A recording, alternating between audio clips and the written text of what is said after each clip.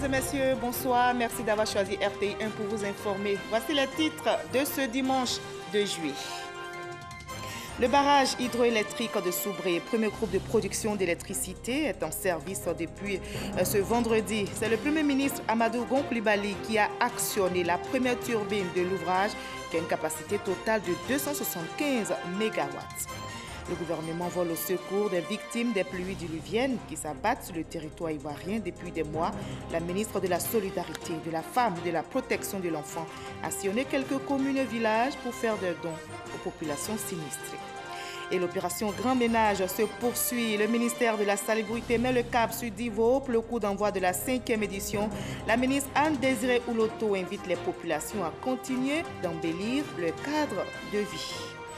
Enfin, au Mali, les dirigeants des pays du G5 Sahel sont en réunion. Ce sommet est destiné à finaliser le projet d'une force commune antiterroriste de 5000 hommes. Le président français en déplacement à Bamako promet un appui financier de plus de 5 milliards de francs CFA. Soyez les bienvenus sur RTI 1. Depuis vendredi, le barrage hydroélectrique de Soubré est en service et c'est le Premier ministre Amadou Gon Coulibaly qui a actionné la première turbine de l'ouvrage. Ce geste devrait permettre de réduire le déficit énergétique de la Côte d'Ivoire. Les travaux ont duré 4 années, nous signale Lansine Bakayoko. C'est en janvier 2013 que l'accord de prêt pour le financement du projet d'aménagement hydroélectrique de Soubré, connu sous le nom de barrage de Soubré, a été signé entre l'État de Côte d'Ivoire et Exim Bank Chine. Estimé à 331 milliards de francs CFA et financé à hauteur de 85% par Pékin et 15% par la partie ivoirienne, il comprend 2 volets. 281 milliards de francs CFA pour la construction du barrage et des cités, 50 milliards de francs CFA pour les mesures environnementales et sociales ainsi que pour la maîtrise d'œuvre. Je me félicite des recommandations du récent séminaire national sur l'énergie qui ambitionne de tracer les sillons devant faire de la Côte d'Ivoire le hub énergétique de l'Afrique au sud du Sahara à l'horizon 2020. Le premier coup de pioche lancé le 25 février de la même année par le chef de l'État, Alassane Ouattara, marque le démarrage effectif des travaux de construction. Sur la base de l'étude d'impact environnemental et social, le gouvernement a fixé les conditions de déplacement, de relocalisation, d'indemnisation et de compensation des populations affectées par le projet. Les paiements ont démarré en 2013. Tous les engagements ont été tenus. Il y avait initialement, dans le cadre de ce projet, 3 villages qui avaient donc à déplacer. Il y a donc 2 qui ont été déplacés et entièrement relocalisés. C'est les villages de Kwamekro et Peyri. Actuellement, nous travaillons sur la construction des maisons de Kopéradji. L'électrification des villages riverains au projet, la construction d'infrastructures de base telles que les marchés, les logements, les écoles, les centres de santé sont des acquis que les populations ne boudent pas. Mon village, c'est Kopéradji. Aujourd'hui, c'est le problème de barrage qui a fait qu'aujourd'hui, nous sommes ici. Vraiment, on nous a enlevés là-bas. On est venu ici, ça se passe bien, c'est propre. On est là, on attend. S'ils finissent le nouveau village, on va aller là-bas. De nombreux autres projets sont prévus, entre autres la création d'activités génératrices de revenus au profit des populations dans les domaines de la pêche, de l'agriculture et du tourisme.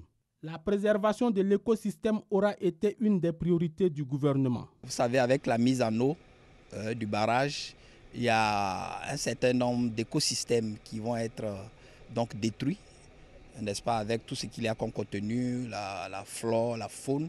Et donc, il fallait en contrepartie préserver une partie donc, de cet écosystème-là.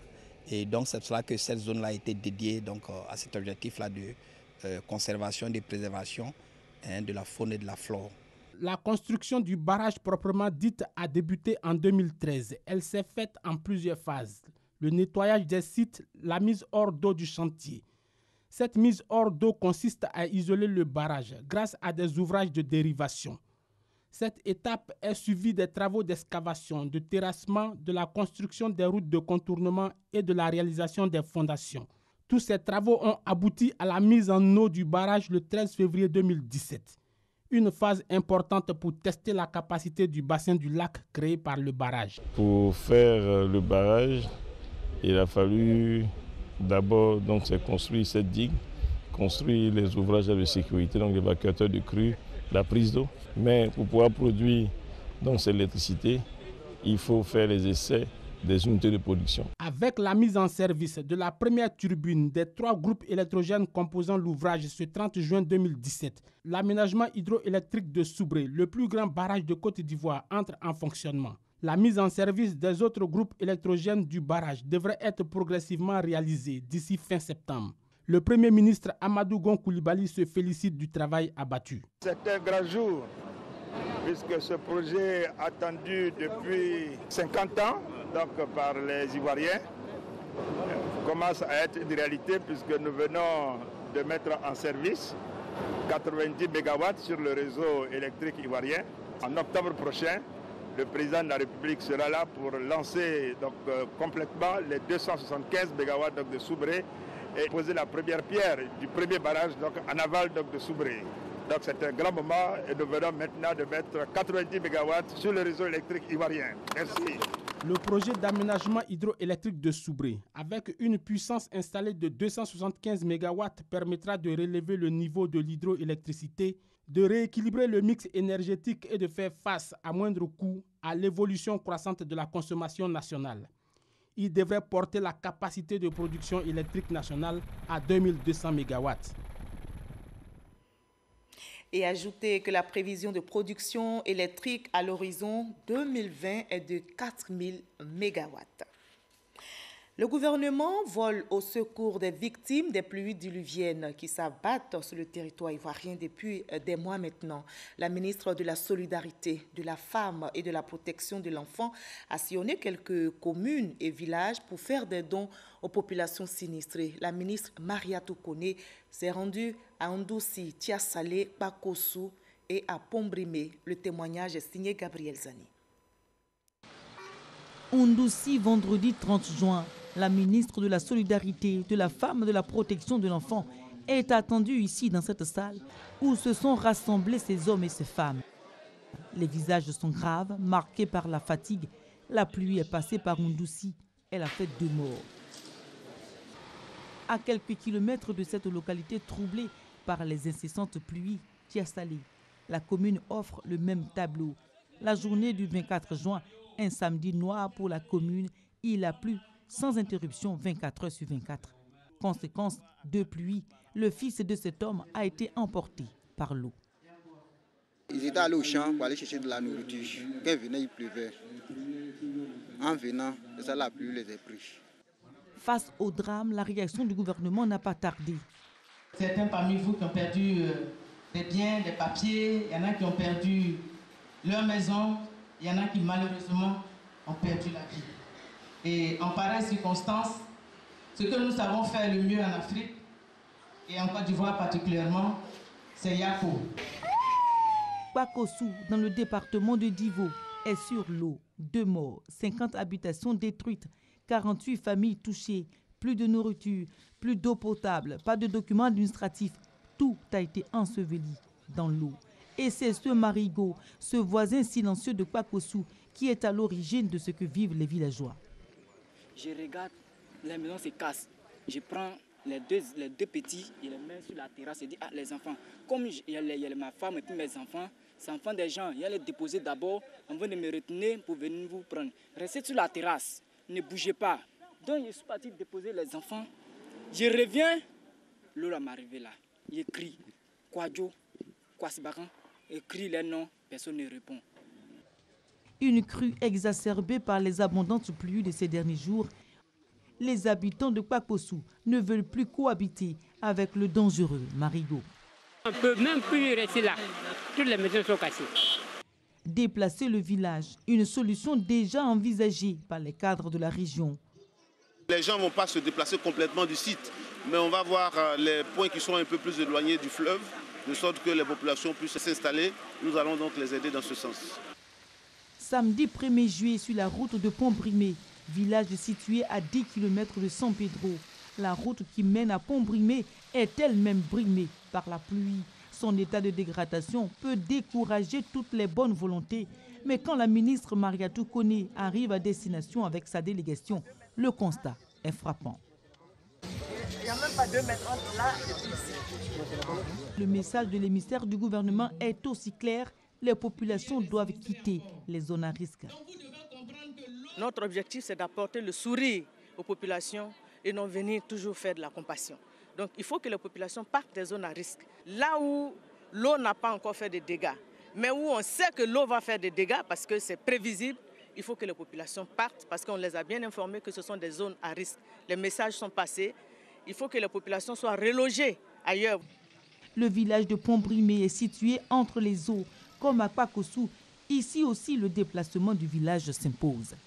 Nous allons travailler avec les chefs, les propriétaires terriens, afin de pouvoir trouver des sites et faire déménager nos populations. Les préjudices subis par les populations sont énormes. La ministre de la Solidarité tient à rassurer les populations de la volonté du gouvernement de les soutenir, et ce, depuis le début des intempéries à Abidjan, comme dans les autres régions du pays. Nous avons apporté le réconfort aux familles de 7 personnes qui sont décédées, aux victimes de 217 maisons effondrées, à 103 blessés et à 433 familles sinistrées pour un montant total de 75 200 000 francs CFA pour cette deuxième phase. La corde de la solidarité de l'État ne sera pas rompue. Le gouvernement apporte certes de l'espoir et du sourire aux sinistrés, mais il ne saurait arrêter les effets pervers du changement climatique. C'est en cela que le déguerpissement immédiat des zones à risque se pose pour l'instant comme la seule solution viable. Voilà, et pendant que la Côte d'Ivoire continue d'être arrosée par la pluie, l'opération Grand Ménage se poursuit. Le ministère de la Salubrité vient de mettre le cap sur Divo pour le coup d'envoi de la 5e édition. La ministre Anne-Désirée Ouloto invite toutes les populations à continuer d'embellir leur cadre de vie. Le reportage de notre envoyé spécial à Divo, Grace Kando.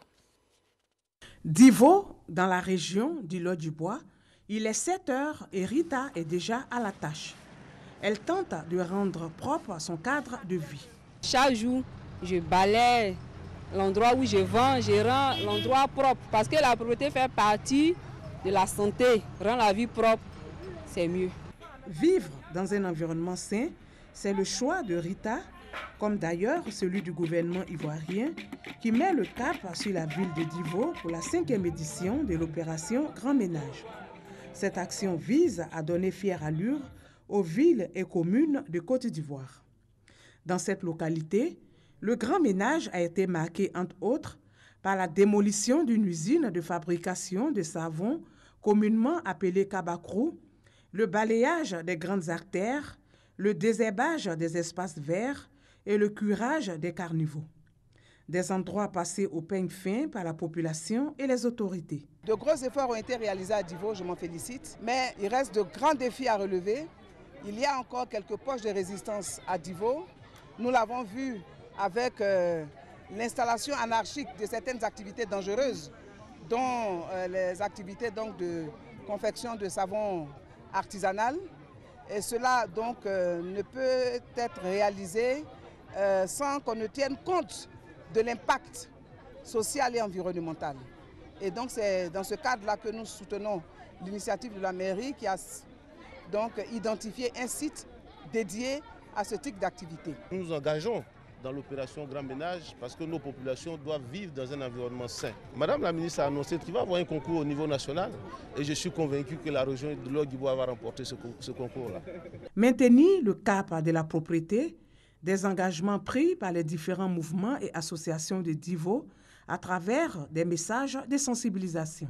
On a décidé aujourd'hui de faire la sensibilisation auprès de nos sœurs commerçantes pour ne plus jeter les ordures n'importe comment. Et puis les sachets plastiques, qui est vraiment un méfait, nous allons lutter pour que désormais ça diminue, ça ne peut pas finir. Installation du comité de salubrité de la région du Îlot-du-Bois, remise d'attestations aux ambassadeurs de la salubrité et du matériel de propriété avec l'appui du Fonds de financement des programmes de salubrité urbaine ont constitué quelques temps forts de la cérémonie. Nous intervenons principalement dans l'appui aux collectivités.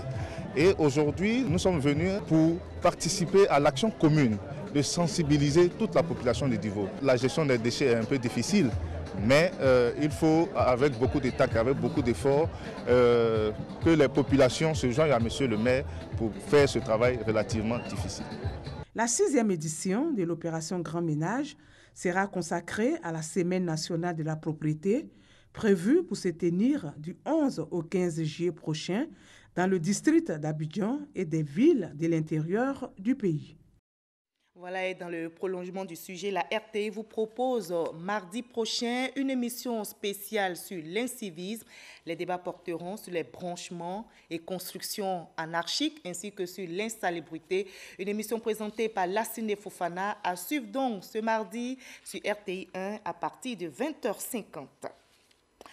Le gouvernement envisage des réformes au niveau de la passation des marchés publics au profit des populations.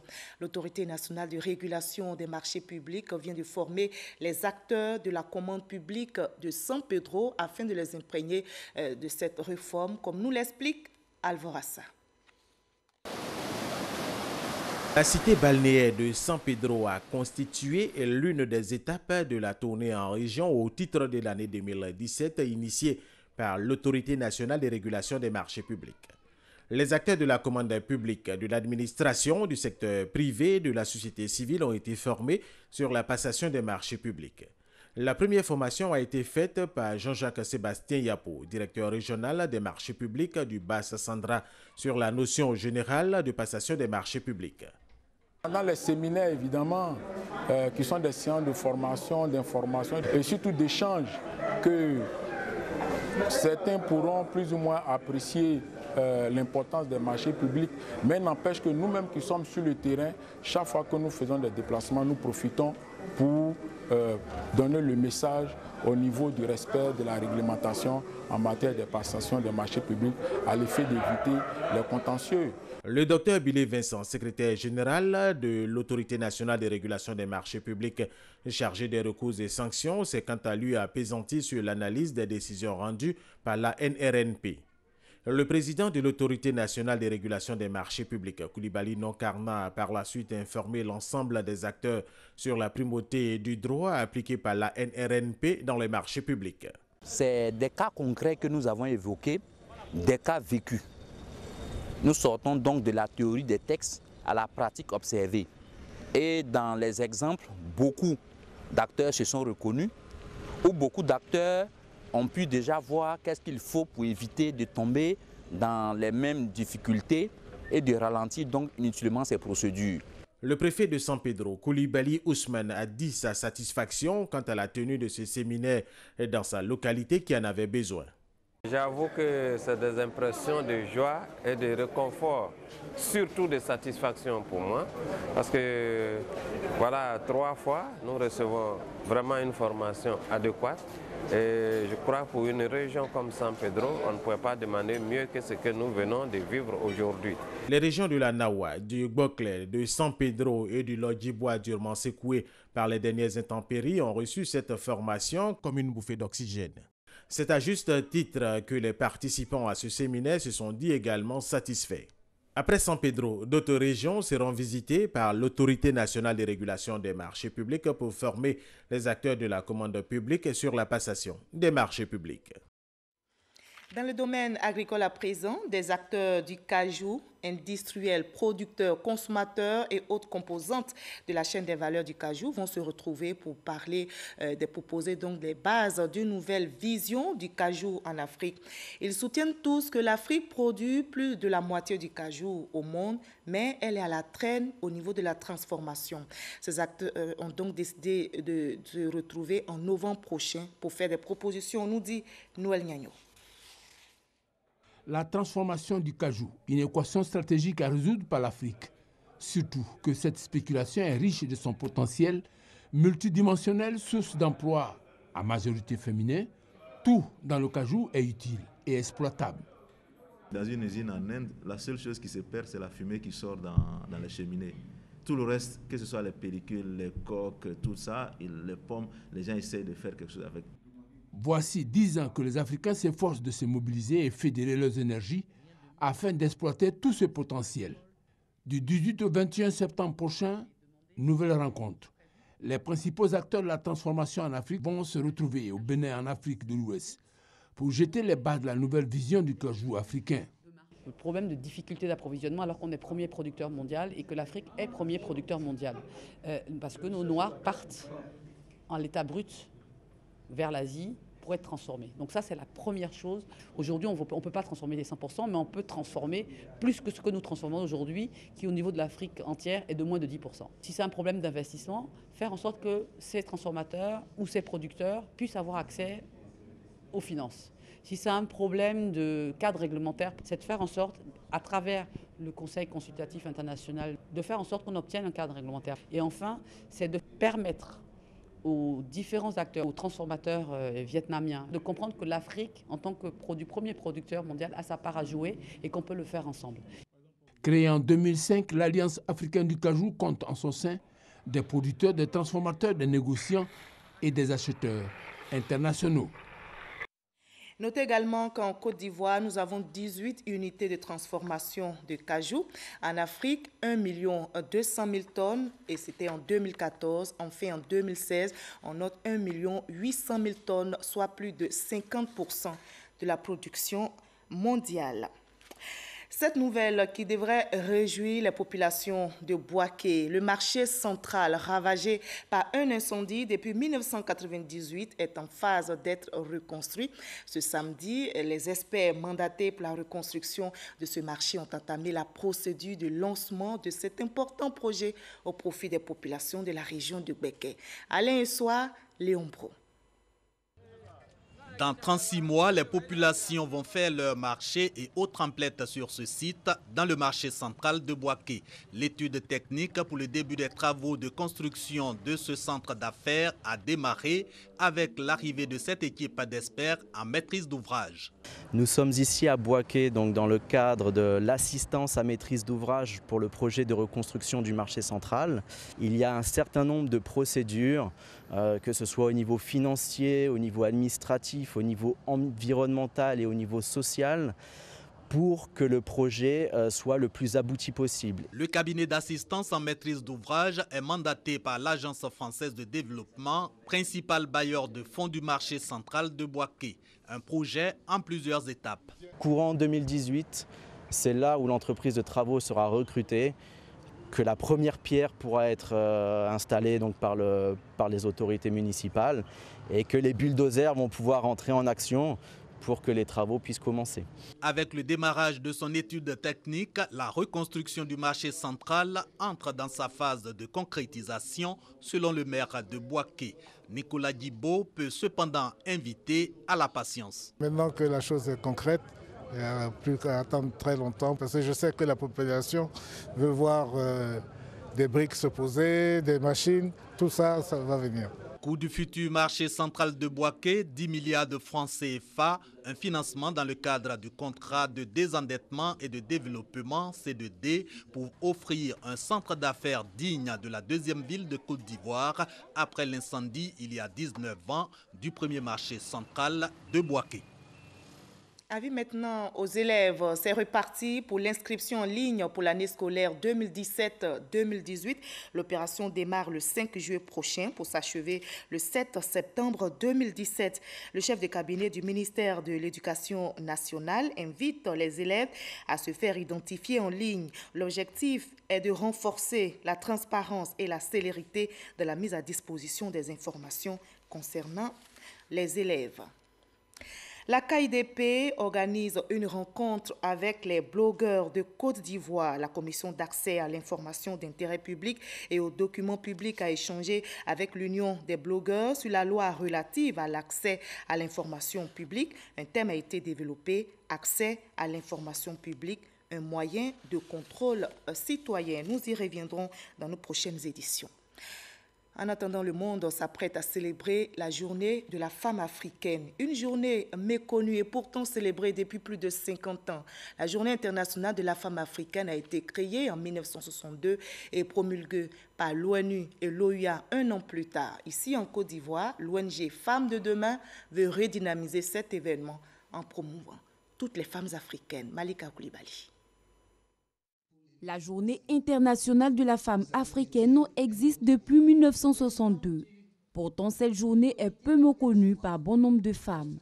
Pour la sortie de l'ombre, l'ONG Les Femmes de Demain Afrique a décidé cette année de prendre les choses en main lors des festivités qui se dérouleront le 31 juillet prochain.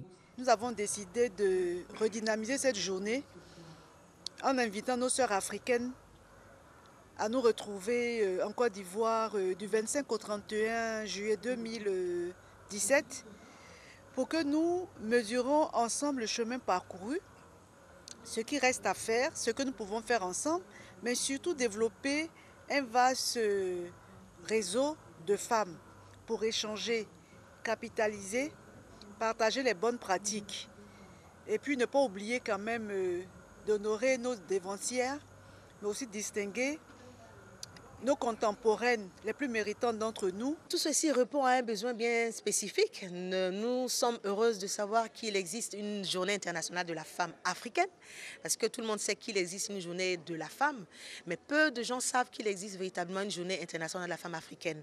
Donc nous, notre mission, notre ambition, c'est véritablement d'en faire la promotion et de dire à toutes les femmes africaines que nous avons une journée à nous. Donc nous devons donc nous l'approprier et en faire la promotion. Cette organisation qui milite pour la promotion de l'entrepreneuriat a au cours de son dîner présenté les membres de son nouveau bureau. À présent, le reste de l'actualité dans le monde, c'est dans le 7 sur 7. Qu'est-ce qui a marqué l'actualité dans le monde cette semaine? Le 7 sur 7, c'est avec Sidonie Davila.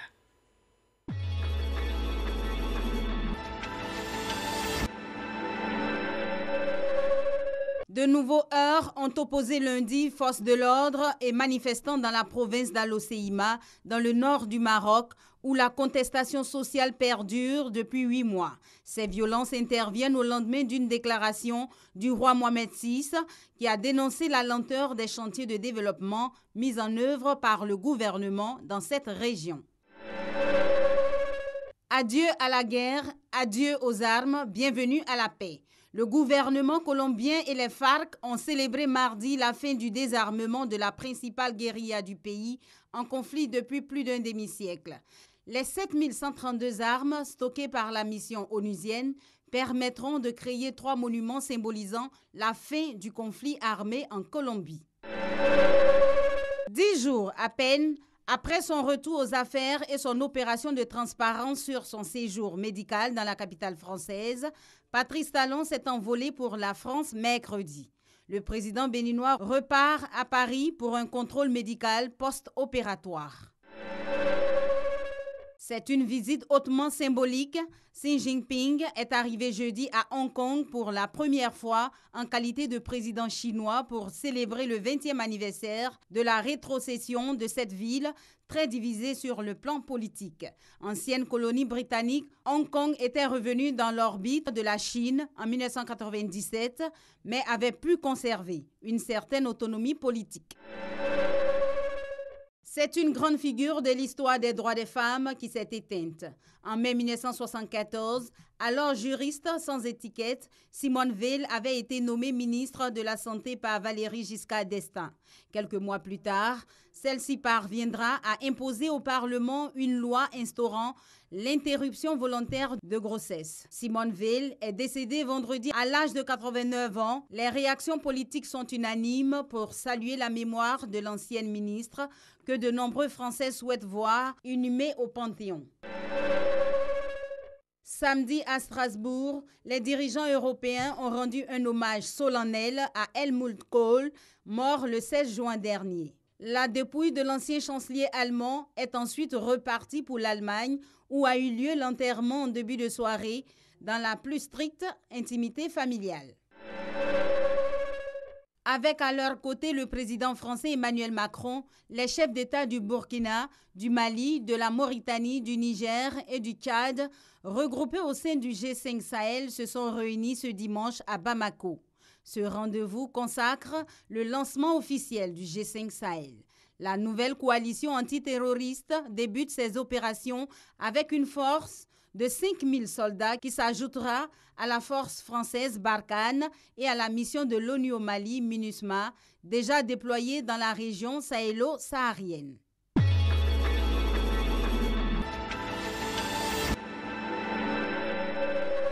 Et ajouter au Mali justement les dirigeants des pays du G5 Sahel, le Mali donc, le Tchad, le Niger, la Mauritanie et le Burkina Faso qui étaient donc en sommet, un sommet destiné à finaliser le projet d'une force commune antiterroriste de 5000 hommes. Et le président français Emmanuel Macron qui a fait le déplacement à Bamako promet un soutien renforcé, notamment en appui à l'équipement en fournissant 70 véhicules tactiques. La France promet 8 millions d'euros d'ici fin 2017, soit plus de 50 milliards de francs CFA. N'oubliez pas les 8e Jeux de la francophonie. Nous sommes à J-19 de ce grand rendez-vous mondial. La compétition démarre, je rappelle, le 21 juillet prochain à Abidjan. Tous mobilisés autour de ces Jeux. Fin de ce 20h. Merci à vous tous de votre aimable attention.